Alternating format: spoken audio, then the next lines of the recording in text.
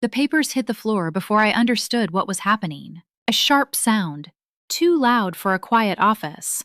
I flinched. "You're nobody in this family." Her voice cut through the room like it had been waiting for this moment. I didn't move. The notary froze behind his desk, pen still in the air. My fingers tightened around the edge of the chair. I could feel my pulse in them. I looked at my husband. Ethan didn't say anything. Not at first. 5 seconds passed. They felt longer. His mother stood there, breathing hard, staring at me like I was something she had just scraped off her shoe.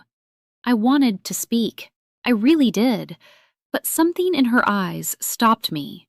Cold, certain, like she knew something I didn't. Then Ethan stood up, slow, controlled. "Not another word about my wife, Mom. Never." The room went quiet. Too quiet. For a second, I thought that was it, that he had chosen me, that it was over. But his mother didn't look angry. She smiled, and that's when something deep in my chest shifted. Because that smile, it didn't look like defeat. It looked like the beginning of something. She didn't argue. That's what scared me.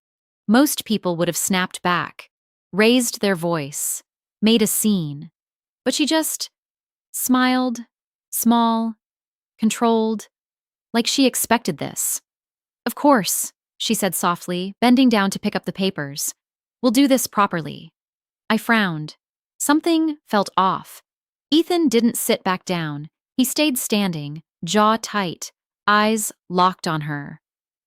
"Mom, we're done here," he said, but she ignored him. Instead, she turned to the notary. Calm, polite. "Please proceed," she said, placing the papers neatly on the desk. "Everything is already prepared." Prepared? My stomach dropped. I looked at Ethan, just for a second, and I saw it. A flicker, gone almost instantly. But I caught it. Doubt. I didn't understand. "What is this?" I asked quietly. No one answered me. The notary cleared his throat and adjusted his glasses. "These documents," he began carefully, "confirm the transfer of property ownership, as previously agreed." Previously agreed? My heart skipped. I turned to Ethan again. This time, he didn't meet my eyes, and that's when I realized I wasn't part of this conversation. Not really. "I don't understand." My voice sounded smaller than I expected. No one corrected me. No one reassured me. The notary slid the first document forward. Clean, official, final. "Your signature is required here," he said, pointing to a line already marked. I stared at it. My name was printed there, perfectly typed, like this had been planned long before I walked in. I looked at Ethan again. Still nothing. Just that tight jaw. That silence. "Ethan," I said. He finally looked at me, and for a second, I saw something break. Guilt. It flashed across his face, then it was gone. "It's just paperwork," he said quietly. "Routine." Routine? My chest tightened. I picked up the document. My hands felt cold. There it was, buried halfway down the page. A clause. Transfer of full ownership. Not to me, not to us. To her. My mother-in-law. I blinked. Once. Twice. "No," I whispered. "That wasn't right. That's a mistake." No one corrected me. No one said I was wrong. And that silence, it told me everything. Because in that moment, I realized this wasn't a misunderstanding. It was a setup. "I'm not signing this." My voice came out steadier this time. That surprised me. No one moved. Not even the notary. Ethan exhaled slowly, like he had been holding it in too long. "You don't have to make this harder," he said. Harder? I let out a quiet, almost disbelieving breath. "You mean harder than signing my home away?" His eyes flickered. There it was again. That crack. But it didn't last. "It's temporary," he said, just until things settle. Things? What things? I looked at his mother. She was watching me closely now, studying me, like she was waiting to see how smart I really was. That made my skin crawl. What happens if I don't sign? I asked. Silence. Then she spoke. Soft, calm, dangerous.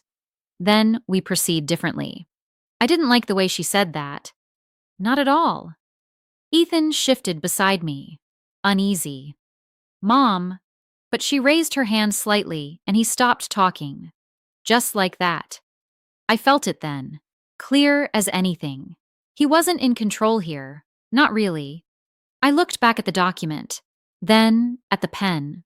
Something about all of this felt rehearsed, like I had already played my part. I just hadn't realized it. Until now. Proceed, I said.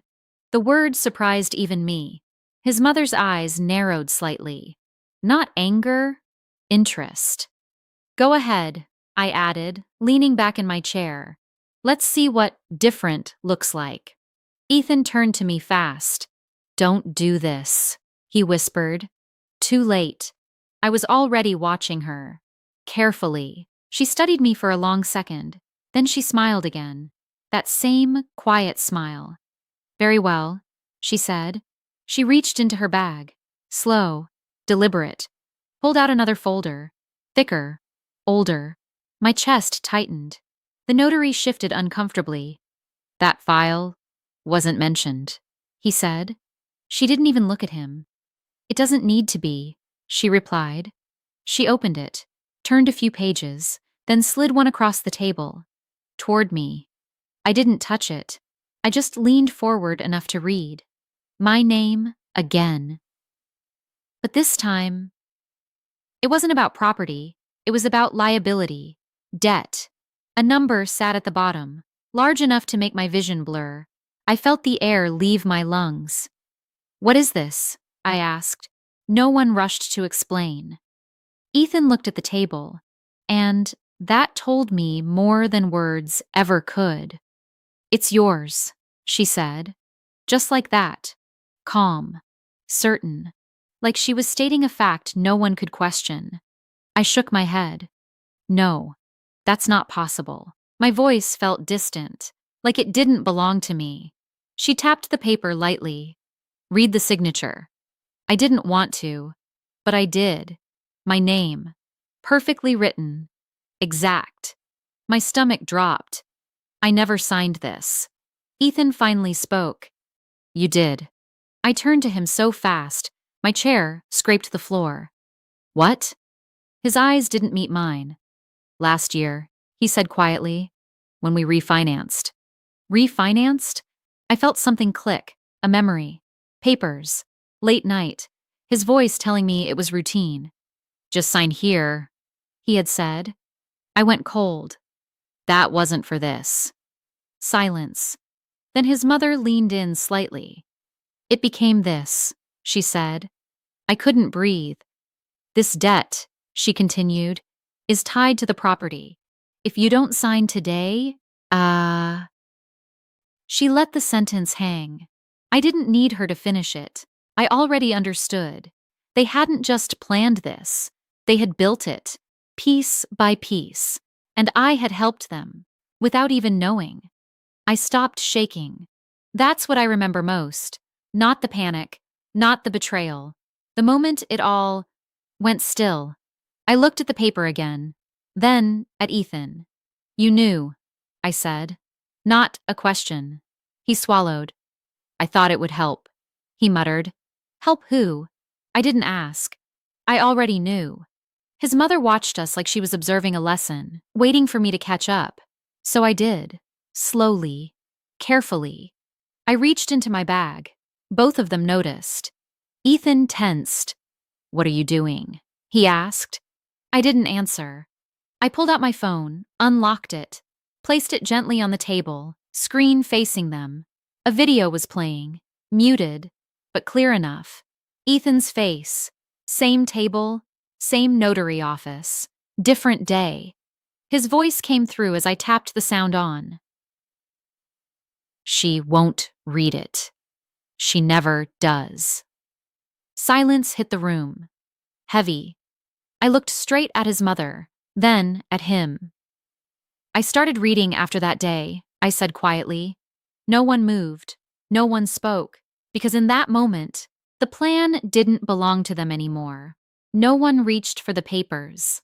No one told me to sign. The room felt different now. Tighter. Like something had shifted and couldn't be undone. Ethan stared at the screen, color draining from his face. You recorded that? He asked. I didn't look at him. I listened, I said. His mother was the first to recover. Of course she was. She straightened slightly, composed again. Recording private conversations without consent, she began calmly, can be a problem. I almost smiled. Almost. Fraud is a bigger one, I said quietly. That stopped her, just for a second. But I saw it, that tiny crack, the first real one. I leaned forward, pushing the phone slightly toward the notary. You might want to hear the rest, I added. The notary hesitated, then pressed play. Ethan's voice filled the room, clear, detailed. Every step, every plan. Silence followed. Heavy. Final. I stood up slowly. My legs felt steady now. Stronger than before. No one tried to stop me. No one could. At the door, I paused. Then I spoke without turning back. You were right about one thing, I said. A small breath. You built this perfectly.